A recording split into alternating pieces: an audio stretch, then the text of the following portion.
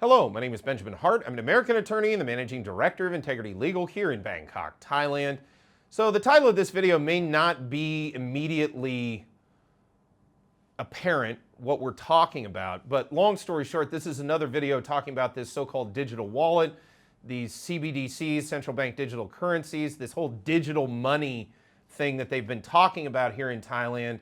And quite honestly, I find quite Orwellian to say the least, but let's dive into this. We've also discussed, I made a video contemporaneously with this one, there also seems to be a concerted move toward so-called digital passports in an international travel context, which if you would have talked about that like 3 years ago, people would have called you crazy. I mean, I would have thought it was crazy, and then we saw the back and forth regarding so-called vaccine passports, which thank God that never cottoned on particularly, especially domestically. I thought that was just ridiculous. But, you know, here we are where this is more and more sort of in the sort of general ether of the internet, the general discussion. Now, what kind of annoys me about this is, one, I don't see any sort of grassroots, organic movement towards digital passports, digital currency, any of this stuff. And the way the media seems to be putting out this information is it's kind of put out there as sort of either a benefit or a good thing or just sort of a neutral thing, but it's also put out there as if it's self-evidently inevitable that this is just going to happen because it's the way of the world. And I'm here to say I don't buy that one little bit. It is not self-evident that this sort of digital money protocol should be implemented. I think there are huge drawbacks to it. We've discussed that.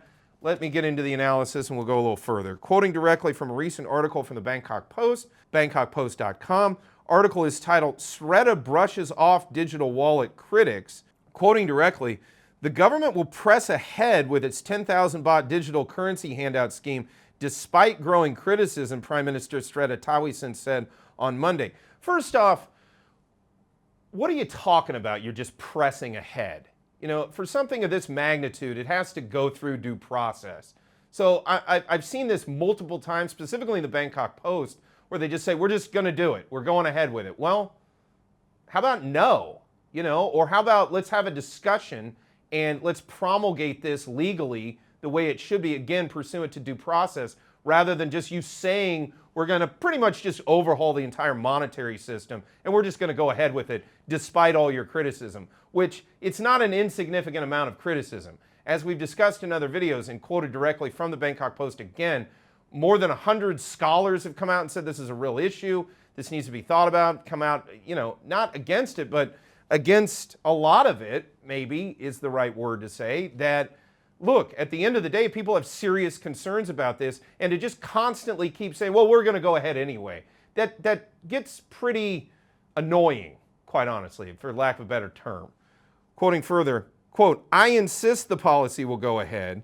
We are working on fine-tuning details regarding the source of funding for the scheme and how to use the handout system. Details are expected to become clear after a meeting of the subcommittee steering the scheme," Mr. Sreda said. So first of all, it's going to go ahead, but we don't really know what it looks like. That's like back in the U.S. Congress where they said, oh, we have to pass the bill before we can read the bill. That's nonsense. We need to work this out. It needs to go through due process. You don't just get to change up the entire monetary system on a whim. Quoting further, earlier on Monday, Deputy Finance Minister Julapon Amonwiwat said that the government has to tread carefully with the planned scheme to avoid any legal wrangle. Well, I can think of a lot of legal wrangles. Even more interesting, quote, he also admitted the government has had yet to find a way to fund the scheme. So we're just going to go ahead with it, but we don't even have any money for it.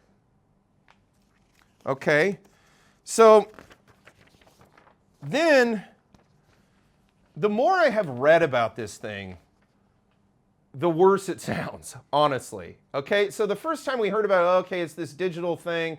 We're going to send folks money to their phone and they're going to use it. Then they said, oh, you can only use it within 4 kilometers.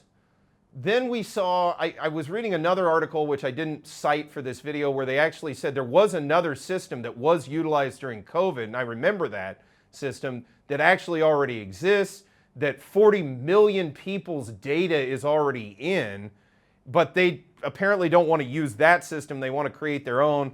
Why, I do not know. Meanwhile, I also like that it's not exactly in any specific publication been said that it's cheaper to do it this way, but it's been implied, I've noticed, that it's sort of, oh, well, by doing it digitally, it's going to be cheaper. Well, the number they keep talking about is 560 billion, which when they first started talking about that, and this is bot, by the way, when they first started talking about that, the way I read it is that was just for the infrastructure to be built. That wasn't for the money itself to be handed out, which if you go back from where they raised the debt ceiling from 60 to 70% of debt to GDP ratio, they said, oh, well, it looked to me like they were going to take the rest of that 1.5 trillion, which is what the amount that raising from 60 to 70% in debt would do to the country, and they were going to take 560 billion of it just to implement the infrastructure, and the other roughly 700 million of it, or 700 billion of it, or thereabouts, would be the actual money that went to people, because there's about 71 million Thais in Thailand, and each of them getting 10,000 baht a piece. That's roughly what it would come out to. And then they've changed it, and all the numbers have now become all obfuscated, and it's very murky as to how much exactly is going to get paid. They come out and said, well, only poor people will get it then. Well, it's like, well, you're putting the whole nation in debt, you know, so that didn't seem to make a lot of sense to me. In any case, again, the more I read into this, the less I like it.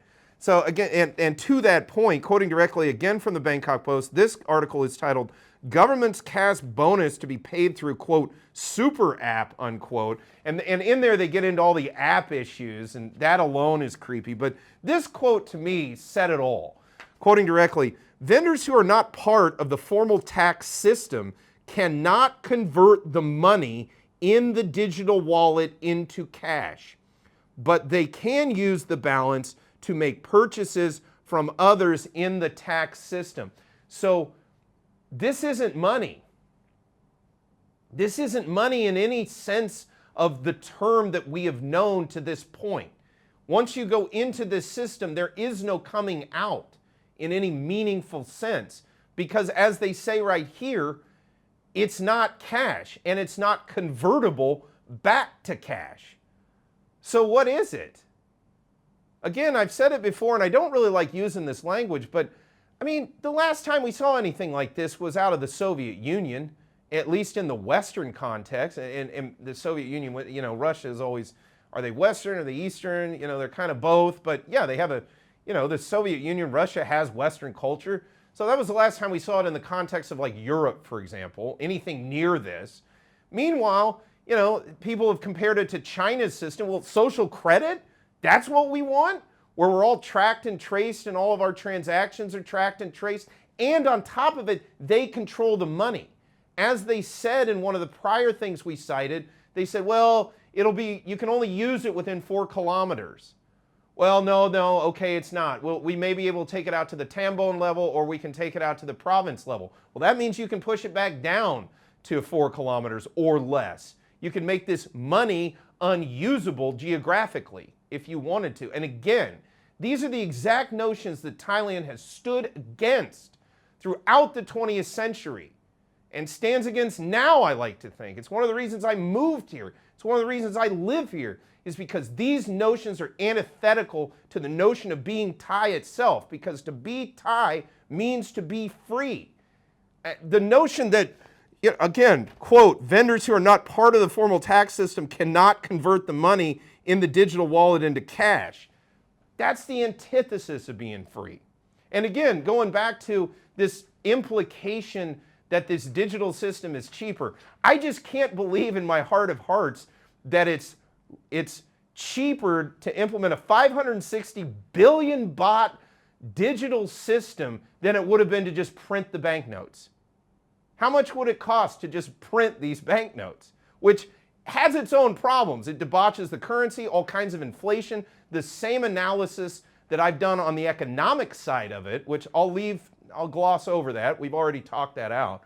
But Okay, there's inflation and all of those problems associated with just printing the money, but if we just printed the money, physically printed the money, how much would that actually cost? I'm sure a number can be procured for that, and I'm sure it's far less than 560 billion baht. And then meanwhile, if you just printed the money, okay, you have problems with inflation and all of that good stuff, but you don't have this overarching surveillance state that's looking at every economic transaction of each individual that's operating within the kingdom. So where's the major benefit to this program?